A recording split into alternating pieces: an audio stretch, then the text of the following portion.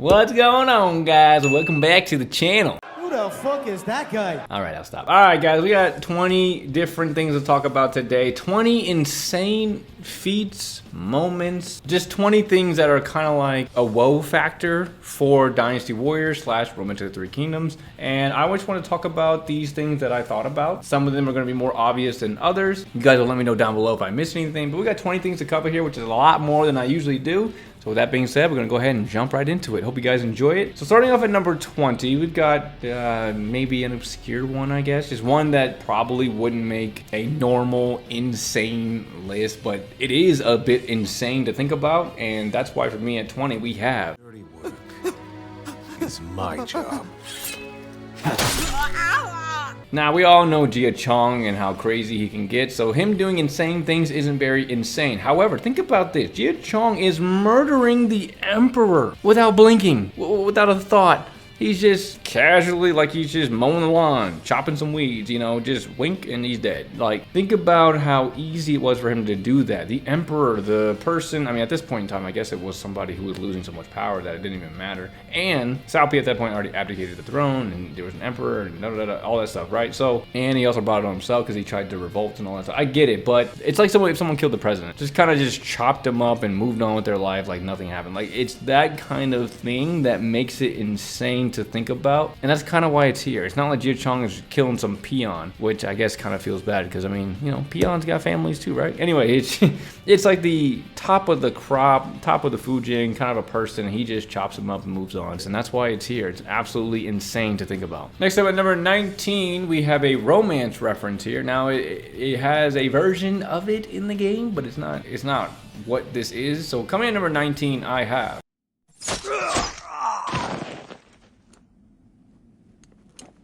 What? I must say, that was a most unexpected turn of events. So I don't know if that made any sense, but Jung Wei killing Guo Gia with his own arrow is insane. So Jung Wei at the time was unarmed. He had, I think, only a bow on him. He didn't have a weapon for some reason, and he had no more arrows. Guo Gia shot his own arrow at him. Bro caught it, sent it back, and killed Guo Gia in the novel. The novel thing is why it's here, and there could be similar feats to that. There's like Ding Fong when he does like the little shoulder thing. There's Hua Shang with his quick kills. Sun Tzu basically turning his arm into a meat press by smushing somebody in between him and his body. There's a lot of things that could have been on this list that is of similar feats to what I just mentioned, but just to think about, the guy had nothing, and the enemy gives him something to kill the person that he just it's just crazy to think about. That's why for me at number 19, Jung Wei killing Guo Gia with his own arrow is coming at number 19. Next up coming at number 18, pretty self-explanatory. It's pretty insane to think about. It wasn't historically accurate or anything like that, but just to have it in there and for something of this nature to happen makes it insane. What? Zhuge Liang lives?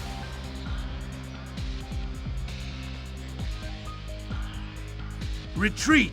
It's a trap! It's a trap! Imagine being dead and you're still able to scare, well, I guess dead people would, you know, zombies and stuff do scare people. But anyway, a dead Zhuge Liang scaring off a living Simma is definitely one of the most insane things to think about. Simma being one of the wisest, you know, people at the time, and quote unquote falling for that in the games and in the novel is absolutely hilarious to think about. You know, even from the grave, Zhuge Liang is still basically pranking this guy and maintaining the livelihood of Shu for a little bit longer. So yeah, number 18 for me is the prankster Zhuge Liang scaring off Simma. Next up coming in number 17, we have... Come on now, show them all the scars that you got protecting me.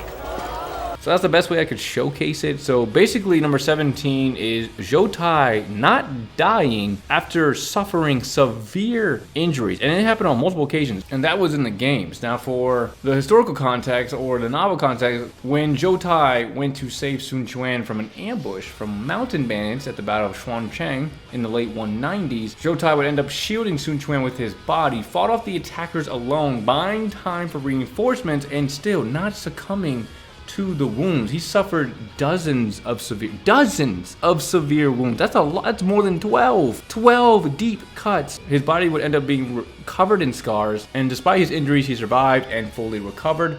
The act would end up earning Sun Quan's undying gratitude, and would end up having him show off his scars to inspire troops and stuff. But just to think about how tough of a person you gotta be, Jotai was a monstrous character, and him not dying after suffering severe wounds puts him on this list for me. Next up, coming in at number 16, a very miscellaneous one, but just kind of insane to think about. We have... So if you didn't get what I was trying to portray, we had an NPC character, miscellaneous guy, Yan Xing, nearly killing a 5-tiger general named Machow, which is absolutely ludicrous. Machow nearly died from battling with this bandit. I think he was a bandit or something.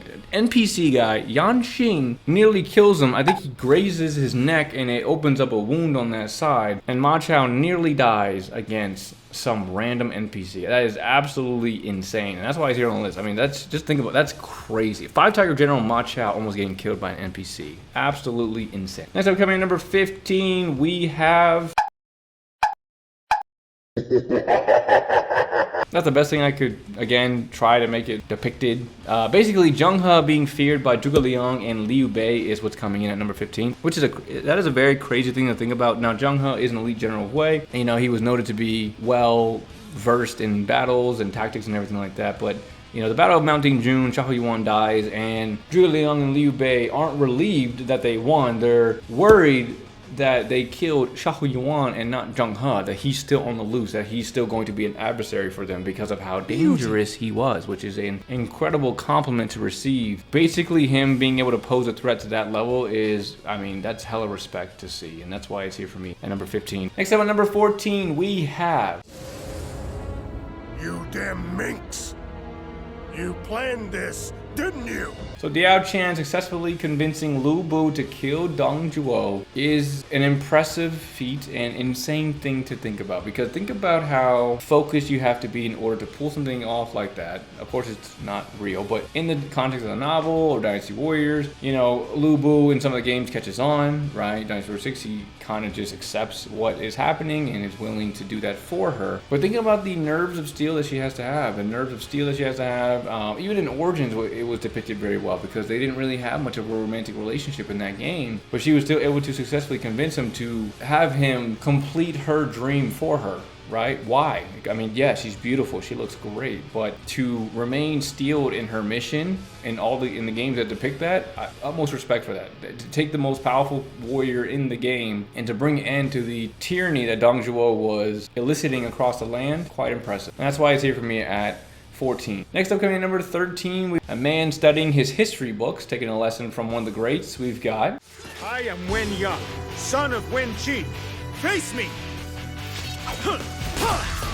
Now, I don't know if this scene was supposed to resemble what happened in the novel, but Wen Yang breaking out of the encirclement, causing Sima Shi's eye to pop out, I think that's what his introduction was in Dynasty Warriors 8. Of course, in Dynasty Warriors 7, they're pretty direct about how he injured his eye. But for Dynasty Warriors 8, him breaking out of that encirclement, I think that's supposed to be a reference to his novel thing. So I forget the battle name, but Sima Shi is attacking Wu, and Wen Yang and his father, I think his father is the commander. I think it's him and maybe Guang. I think maybe the rebellion. I think it's Wen Chun and Guang Chujian. It might be a little bit after. I don't remember exactly when, but the battle's happening. Wen Yang gets surrounded, and this dude is playing like sharks and minnows, and he's the shark.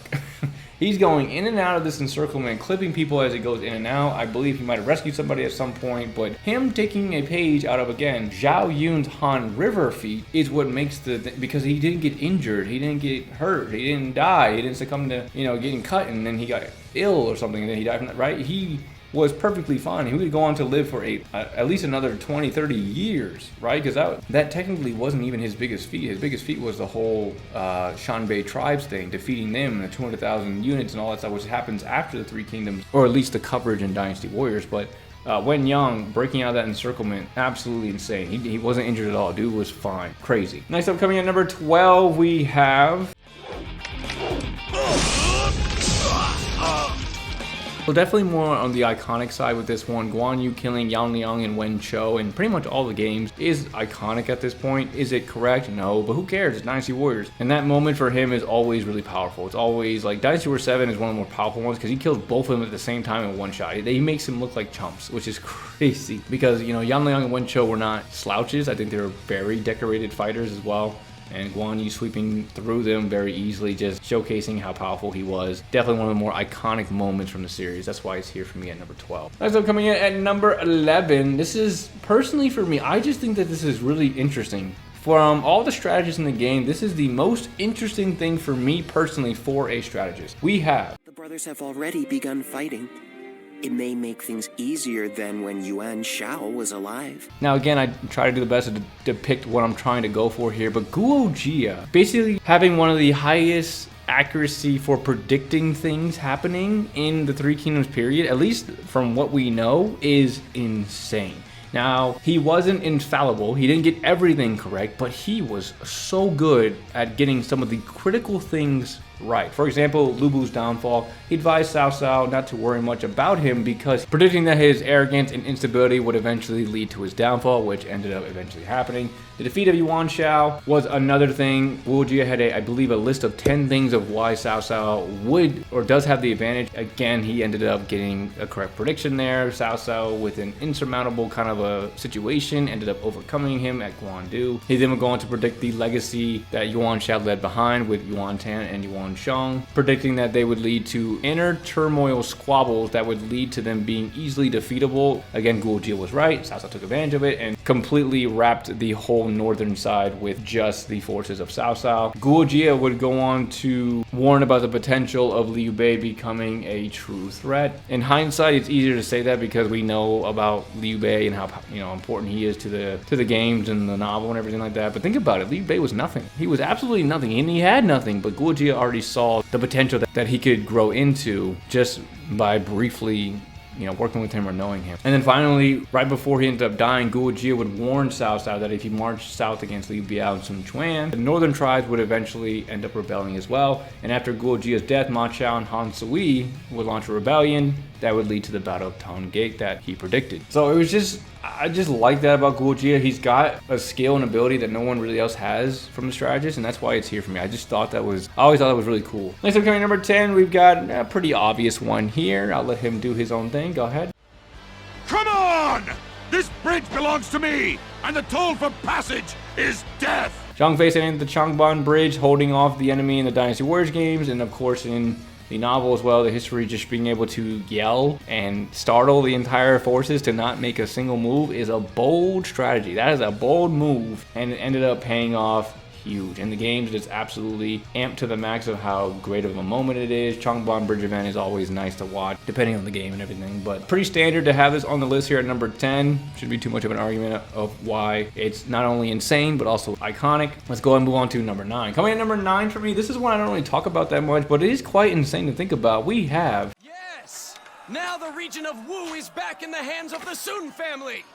Sun Ce's rapid expansion during his 6-year reign, earning the Little Conqueror, the title, in his early 20s, is actually quite crazy to think about. How far would he have gone? He was planning to attack the capital of Shuchang when Cao Cao was away at the Battle of Guan Yu, but I mean, he was just on an absolute roll. Think about that. He took a kingdom that he had, or a small group or force that he had, and turned it into a full-fledged kingdom, a full-fledged threat in a matter of a few years, and that is absolutely insane to think about.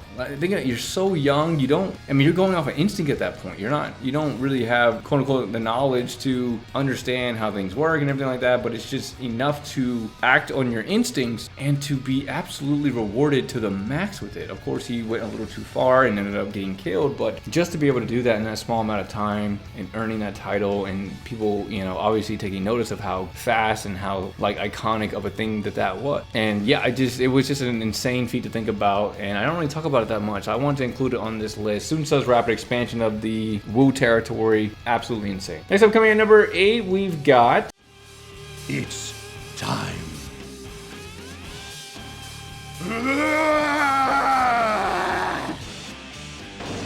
Basically, the Battle of Chirpy, the victory at the Battle of Chirpy, is an absolutely insane and iconic moment in the Dynasty Warriors games. Just in the Dynasty Warriors realm itself, just to be able to pull off everything, quote unquote, successfully, right? If you're playing on the right team, it's gonna happen, right? But to get the chains, paying Tong to deceive Cao Cao and the Wei forces, get the ships chained together, Zhuge Liang having the fictional arrow thing happened and everything's set up with the wind, so that way when the fire attack happened, it would accentuate everything that they needed. Huang Gai with the defection and clearly being able to do that. Again, everybody's acting here. Everybody's playing a role that is just to a T. If anyone messes up, this whole thing goes down. Cao takes over, Three Kingdoms doesn't happen, and we don't have any fun games to play, right? So the victory at Chirpy is one of the most insane and iconic feats in the Dynasty Warrior series. It is the most important battle, probably the biggest one as well, in my opinion. And for me, it represents a lot. It is an absolutely beautiful moment from the Dynasty Warriors game. Next up, coming in at number 7, we have a pure novel thing. I don't have a very good depiction of this, but we're gonna try. Coming in at number 7, we have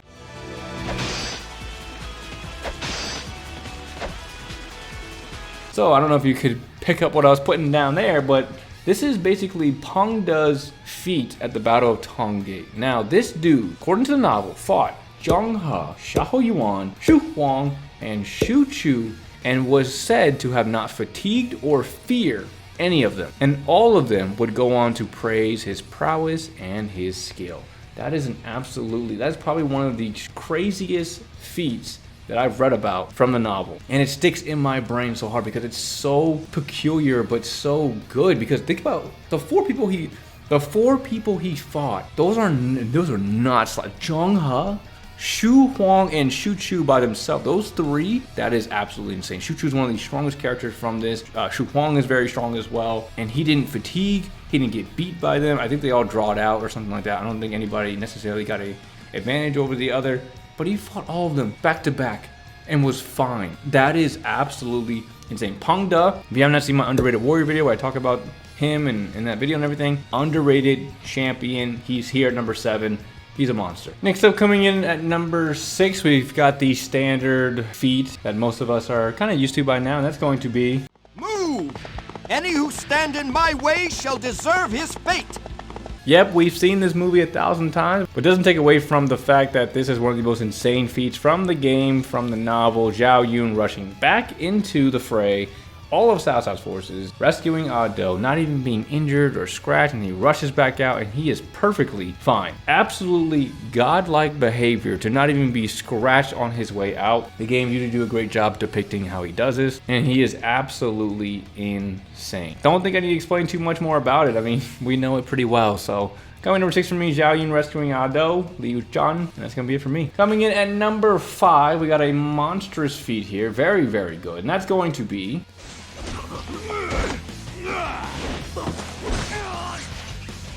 so obviously we're in the top 5 now. We're going to be talking about the ones that are the most, iconic. They stand out the most. And kind of insane to think about. Dion Wei fighting to his last breath at the Battle of Wan Castle. We know it pretty well. We've seen it. Most of the games do this really, really well. It was said, he was wounded, battered, bruised, still killing people ferociously until his last breath, literally, he was fighting. He would end up using 2 of his enemies as weapons. With one swing of his halberd, his spear, he broke more than 10 of the enemy weapons and just absolutely destructive. Superhuman strength at the Battle of Wan Castle, and he absolutely tore through as many as he could before eventually falling. Dion Wei's last stand is one of the most insane and iconic feats from the series. Going back into the novel and he's kind of just flexing his power here. He had to have something on this list. Number 4, we have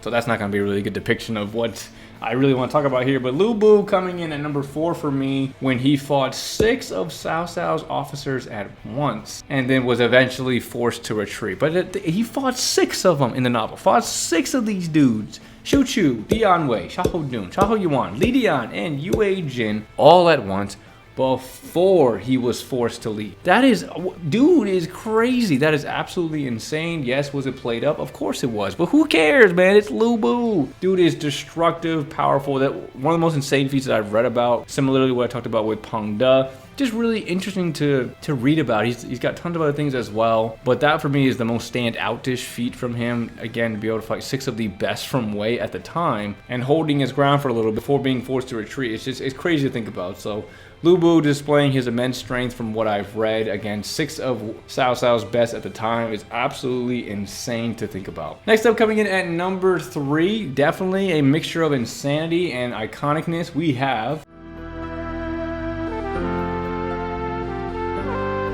How about that cutscene, huh?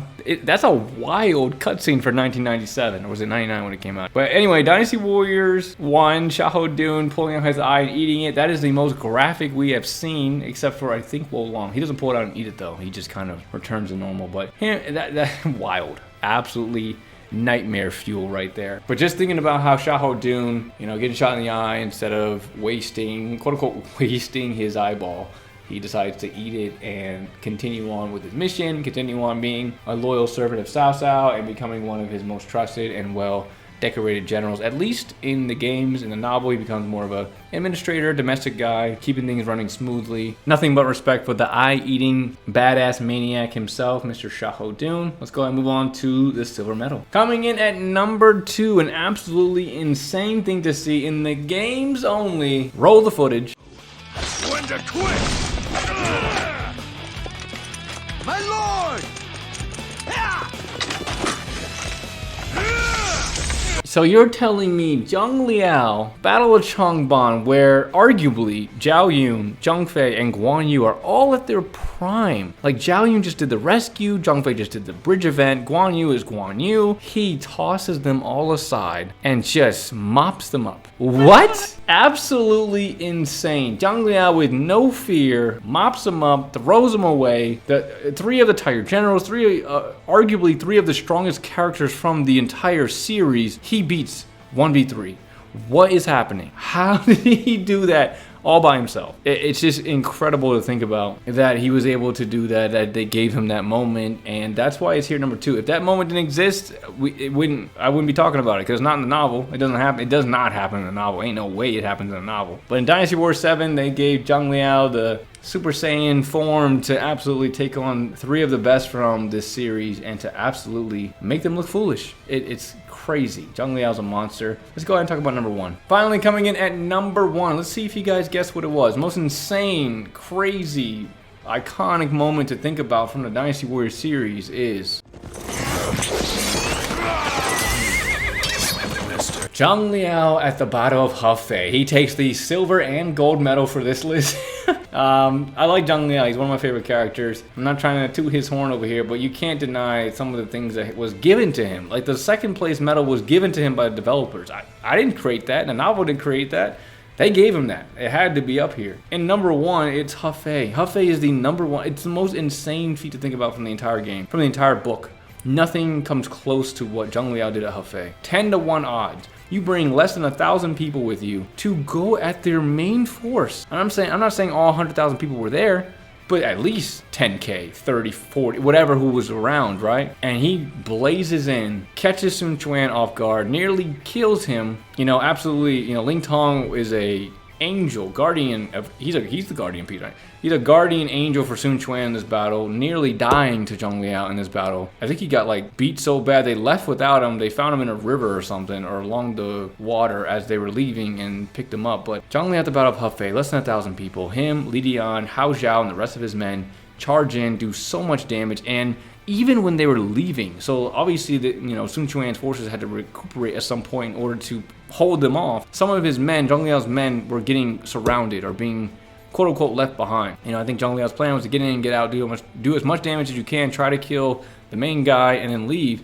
As he was leaving, he had people calling to him, you know, sir, you're gonna leave us here and you're really gonna leave us behind and everything? He goes back and saves him, brings him out, goes back to the castle. This dude, Battle of Hefei, you can't beat it. You can't outdo the insanity, you can't outdo the iconicness here. There are some moments in Dynasty Warriors for sure that I think are more iconic, and I talk about that in a different video, but in terms of the most ridiculously impressive moments in tandem with the game and the novel, Zhang Liao takes it. Hefei, 10-to-1 odds, 125,000 troops I think is what Sun Quan had. He got hit with the plague as well, which really dampened his efforts as well. But just to see that offensive strike, they didn't have to do that. Zhang Liao did not have to offensively strike. He could have waited in the castle. They could have had a war of attrition, which wouldn't have lasted long. At least that's what I predict because of how many troops they had, unless they got hit with the plague during the attack. But instead, he decides to rush out there. He brings 800 people with him, or 799, in order to do as much damage as they can, inciting fear in Wu for the remainder of Zhang Liao's life. Absolute legend, insanity, and iconic, and that's what's going to top off off my list here for this video. Hope you guys enjoyed the video. Let me know what you guys think down below of what do you think the most insane things in the Dynasty Warriors series is in terms of moments, things that the characters have done, anything of that nature, anything from the novel I didn't mention. I don't care. I love to listen to it, love to read about it. Dynasty Warriors is everything to me. If you've been around the channel long enough, you already know that. So I don't have anything else here, guys. Hope you all enjoyed it, and I will see you all in the next one.